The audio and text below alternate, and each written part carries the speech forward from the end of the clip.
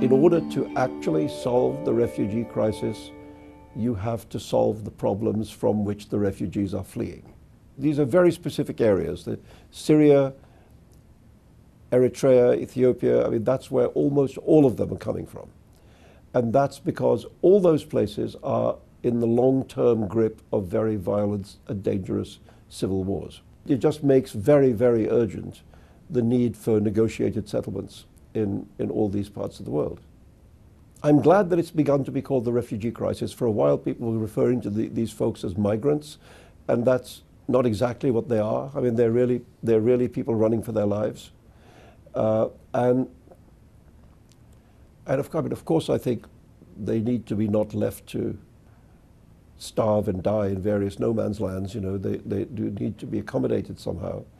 I do think that there is a danger of infiltration, of, you know, as it were, terrorist fighters infiltrating as part of the refugee movement. You know, the refugees are really refugees, but it wouldn't, you know, it's not rocket science to understand that it's perfectly possible to place some jihadist fighters in there, you know, and I think, I'm sure that security forces around Europe are extremely aware of that and very concerned about it, and that complicates the political decisions and the humanitarian decisions.